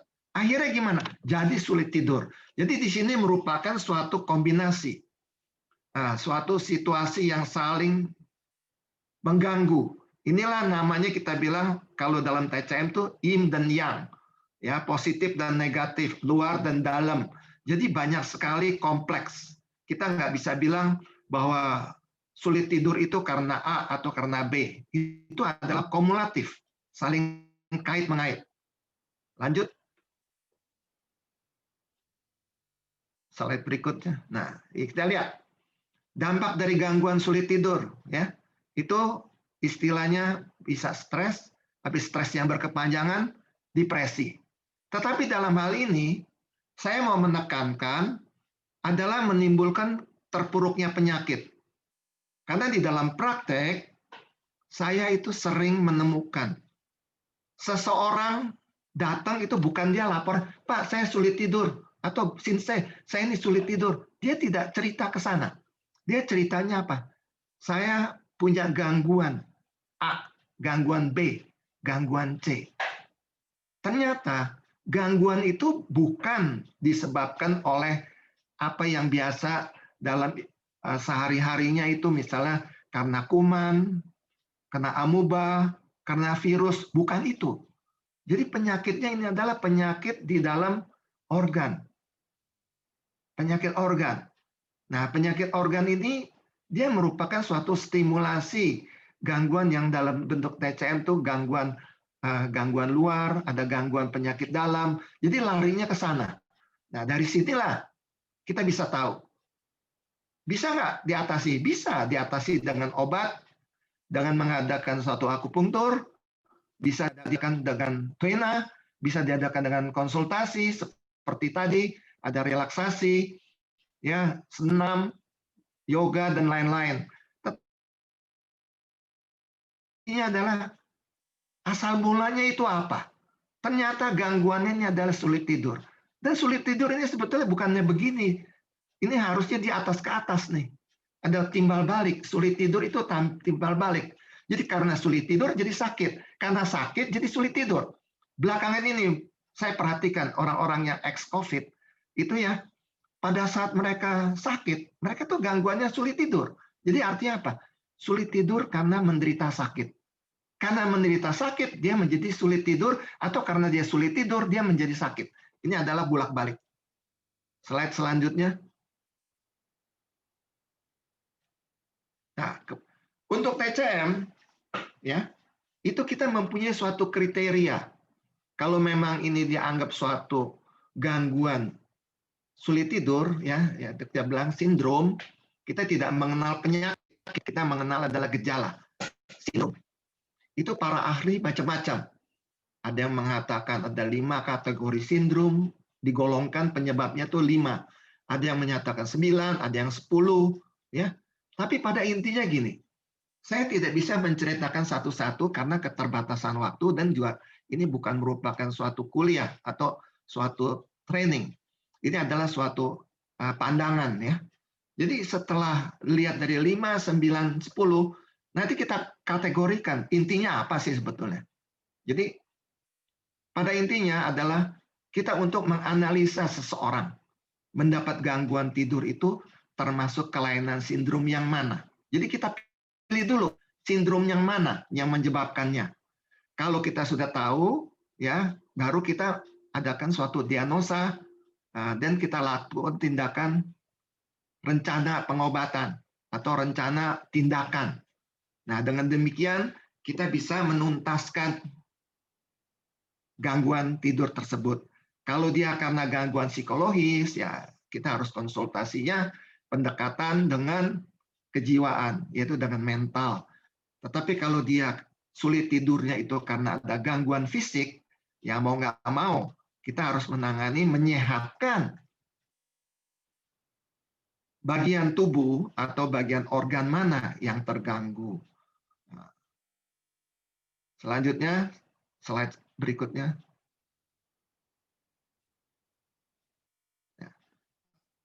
Ini bukan rahasia umum lagi ya.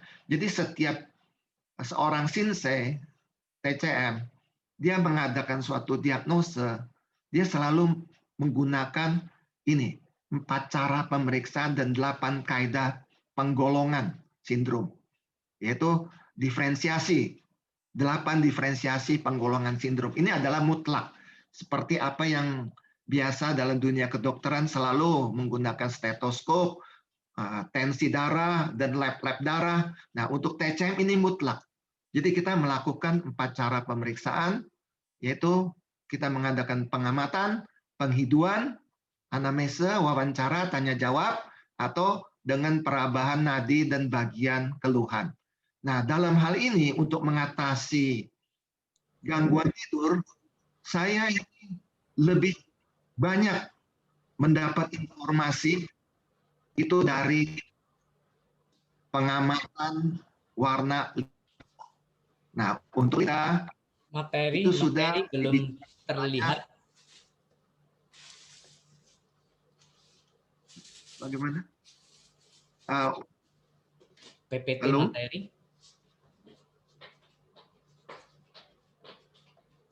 Oh, PPT.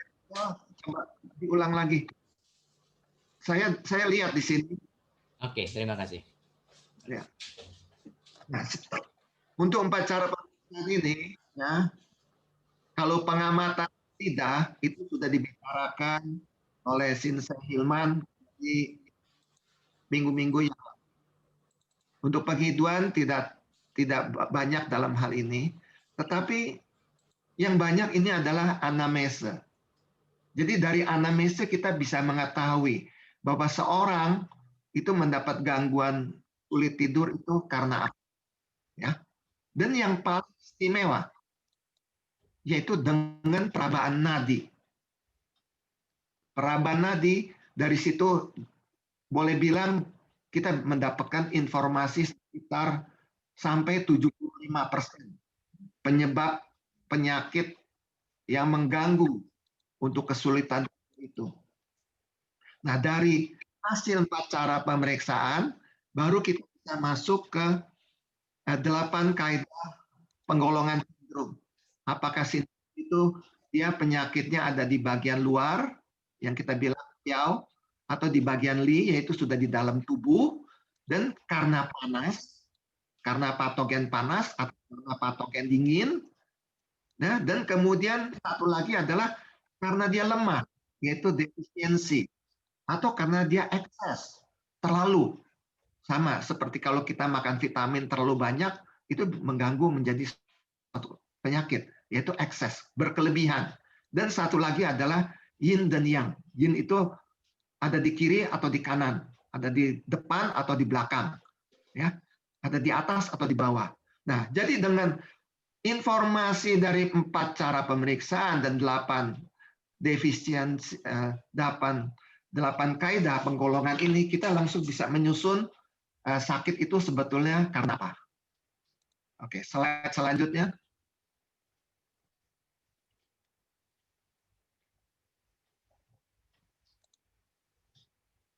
slide berikutnya. Ya. Dari 10 macam sindrom, saya coba rangkum. 10 sindrom itu terlalu detail. Jadi pada intinya kalau disingkatnya dipadatkan, itu ada 5 sindrom, 5 kategori sindrom. Yaitu satu yang merupakan yingqi, tidak cukup, yaitu energi dari nutrisi. Nutrisi nggak cukup. Nutrisi bisa dalam bentuk minuman, bisa dalam bentuk makan, bisa dalam bentuk pernapasan. Kedua, cihati tersendat. Karena kita tahu di dalam TCM, sumber kekuatan ini semua disuplai oleh beredarnya darah. Ya, darah itu disimpannya dari hati. Ya.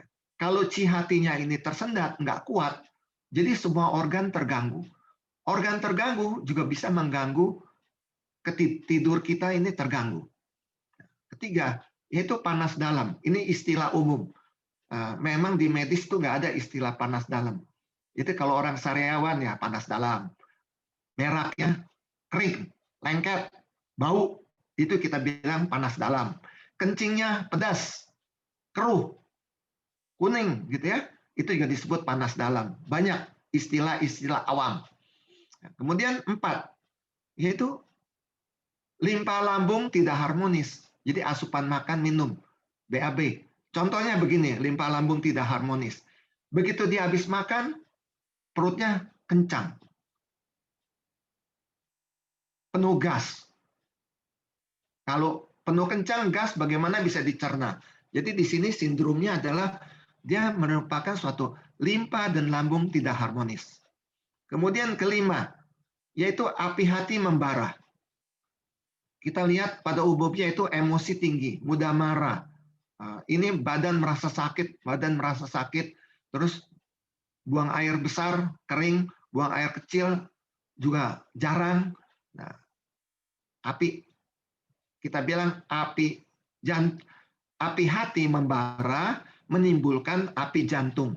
Jadi dengan demikian terjadilah sindrom utama yang mengganggu tidur. Jadi menjadi sulit tidur. Nah, solusi umum adalah dengan obat, yaitu dengan herbal, atau dengan ramuan yang ada, yang ramuan lokal yang disesuaikan sesuai dengan hasil diagnostik dan sindrom. Kemudian bisa juga dilakukan secara akupunktur, dilakukan dengan acupressure, dilakukan pijit refleksi, dilakukan tuena, relaksasi, dan lain-lain. Dan juga dengan meditasi misalnya. Jadi setelah kita mengadakan suatu analisa, penyusunan rencana untuk perbaikan gangguan tersebut, langsung kita bisa pilih di antara solusi-solusi tersebut, dan tidak jarang solusi itu adalah kombinasi. Jadi solusinya bukan tunggal. Maka di dalam Yankes Strat ini untuk empiris, kami dari PKNI yaitu digolongkan merupakan suatu sistem penyehat yang kombinasi. Jadi kombinasinya bisa herbal, bisa menggunakan manual, bisa menggunakan secara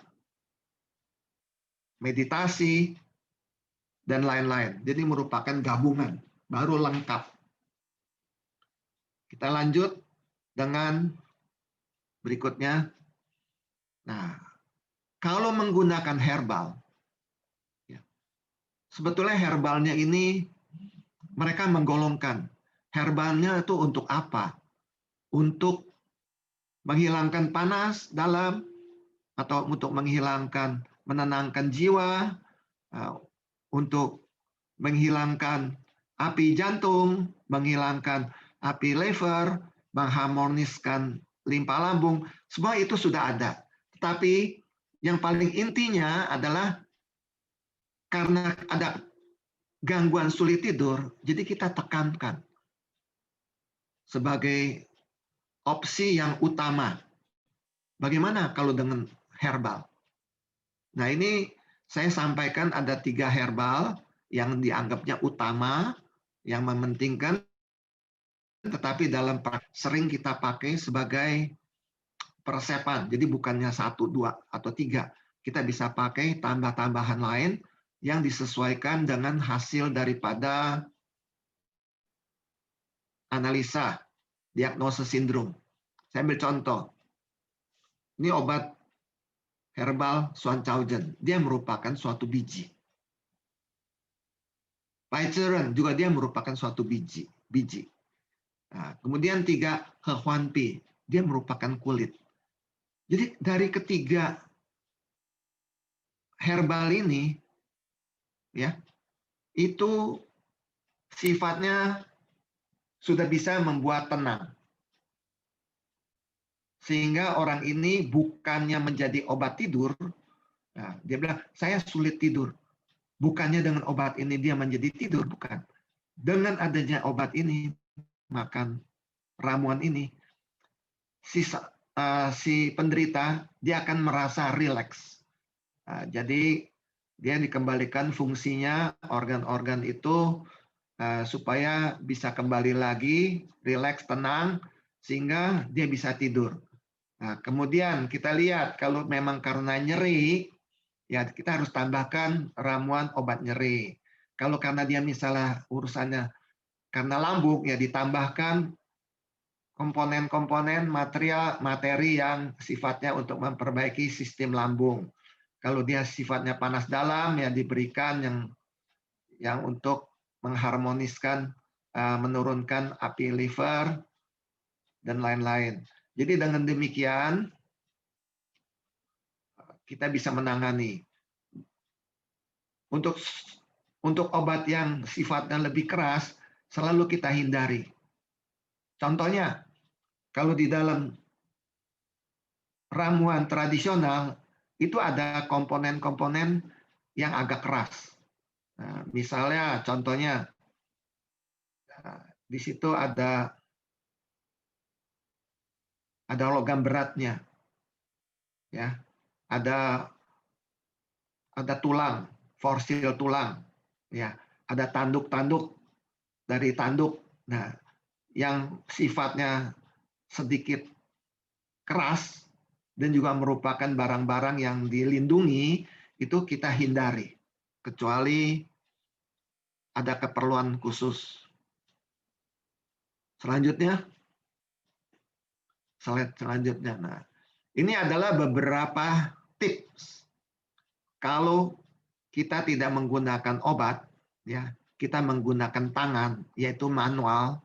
Nah, di sini kesempatan ini saya tampilkan ada beberapa, ada 15 titik, ya, untuk kita menstimulasi supaya bisa mudah tidur. Nah, ini juga disebut bisa akupressure, bisa akupunktur, bisa tuina, ya, tuina mandiri. Saya ambil contoh. Titik 1 ini ingtang, ini spesial, ya.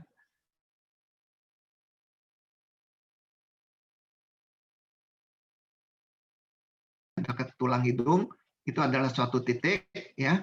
Kita bisa mengadakan suatu pemijitan. Kalau memangnya ada kesempatan untuk pakai jarum, silakan pakai jarum. Tetapi kalau jarum tidak memungkinkan, kita bisa pakai tangan, yaitu pakai telunjuk. Telunjuk tangan, ya, taruh di titik ini, kita tekan pelan-pelan, langsung kita putar-putar, tekan sambil diputar, ya. Nggak usah cepat, jangan cepat, pelan, ya. Karena ini muka, jangan sampai lecet. Berapa lama? Kira-kira 2 menit. Jadi pelan-pelan kita pegang, kita tekan, ulek-ulek, ya. Ini namanya terutama kena gangguan mata. Dia kan di situ ada menyangkut, dia menstimulasi. Jadi tadinya matanya kelihatannya terang, dengan disentuhnya titik ini, dia langsung mata itu bisa redup. Kepengen tidur, pengen merem. Terus lanjut yang 2. Slide berikutnya. Ini titik sancu. Titik sancu itu adalah bukan di alis, bukan di alisnya, tapi dekat dengan ujung alis, ada di pinggir lubang tulang mata. Jadi kalau mata ini ada rongga, ada tulang, ya dia di tepi tulang. Nah itu kita bisa tekan pakai 2 jari, ya 1 jari jempol, satu lagi jari telunjuk, tekan saja, nggak usah digoyang-goyang, ditekan saja. Selama berapa? Biasanya saya anjurkan sekitar 20 detik. Nah ini setelah 20 detik kita lepas. Kemudian diulang lagi. Kira-kira kita lakukan sampai 1 menit. Nah, dengan diadakannya begini, biasanya reaksinya apa? Mata kita rileks. Matanya tuh tidak kencang. Mata rileks sehingga kalau mau merem lebih mudah. Ini juga merupakan titik bladder. Dia ada hubungannya sama kantong kemih. Slide berikutnya. Ini titik istimewa, yaitu titik tayang. Kalau kita pegang di pelipis dekat belakang mata, itu ada tempatnya agak legok sedikit, itu adalah titik tayang. Nah, ini juga merangsang ke mata. Jadi sesuatu yang mata susah untuk merem, untuk tidur, itu semua kita rangsang di sini. Ya, cukup untuk 1 menit. Slide berikutnya. Ini jarang orang tahu. Yaitu titik Anming.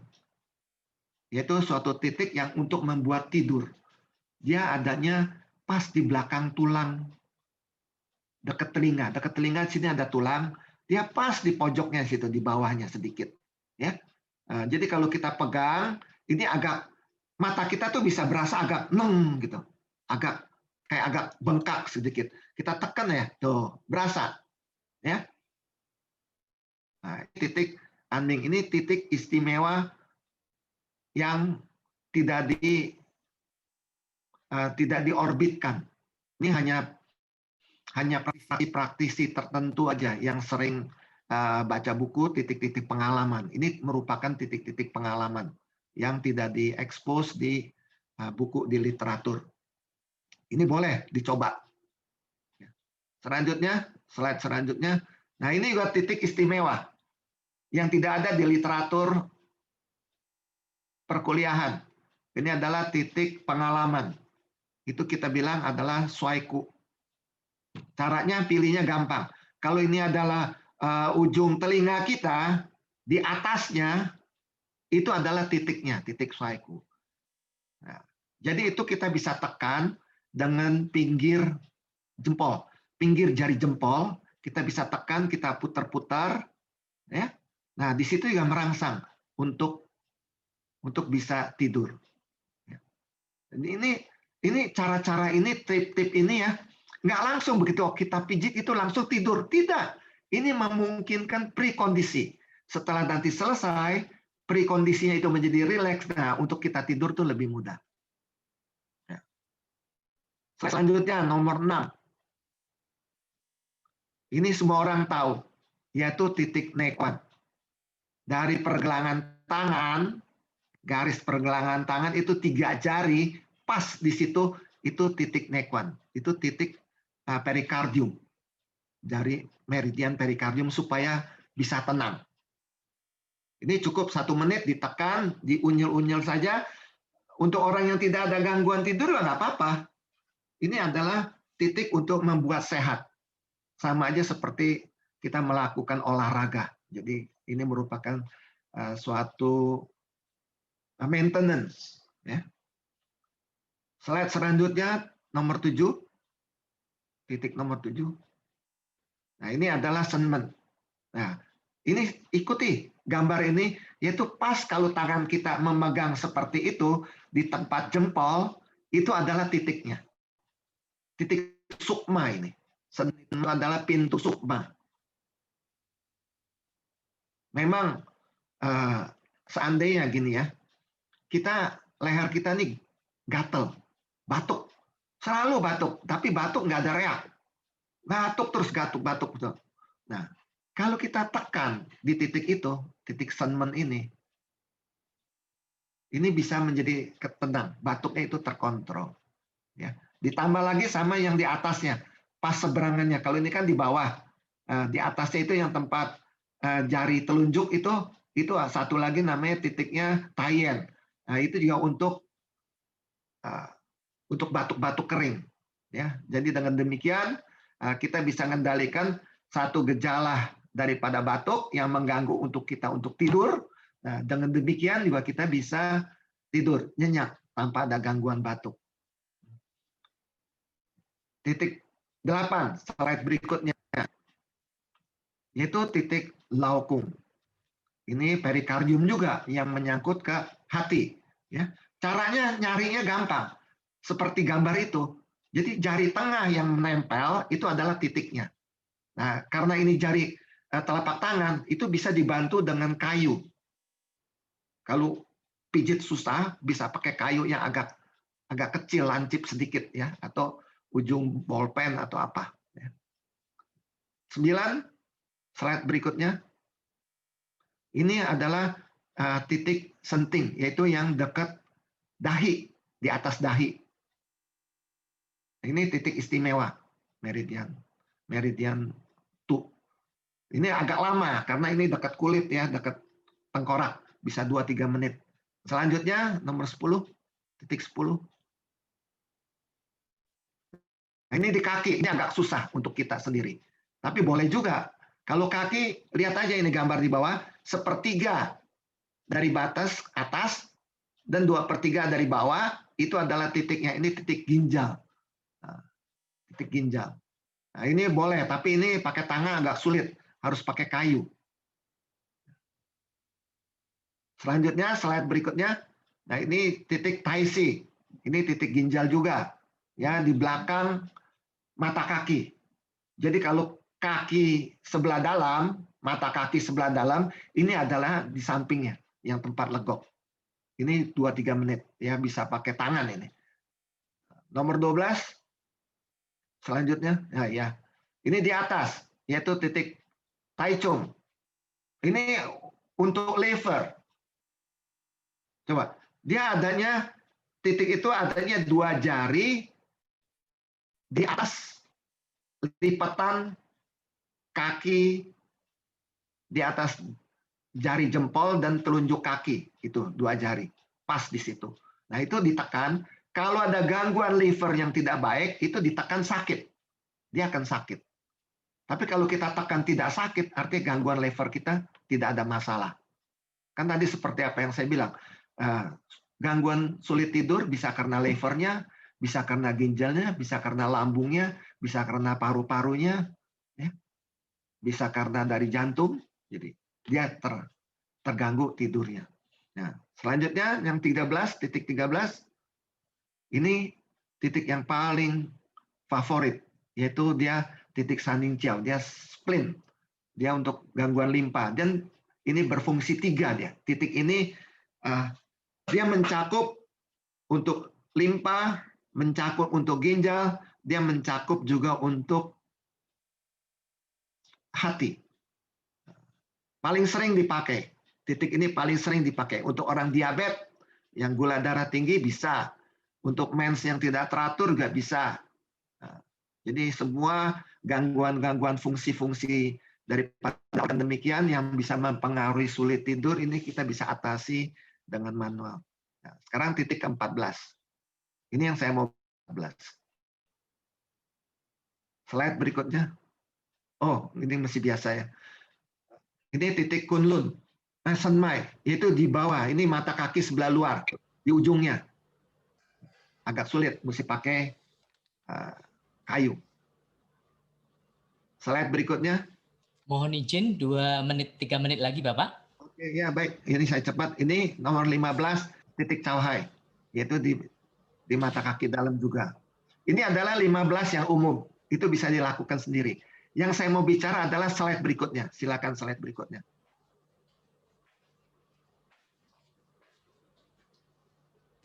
Nah, ini ini tidak bisa dilakukan oleh sendiri. Ini harus dengan terapis. Ya. Itu adanya di anti-helik pas di tulang tulang keringnya itu, titiknya itu. Itu sakit sekali. Memang ada gangguan psikologis itu sakit.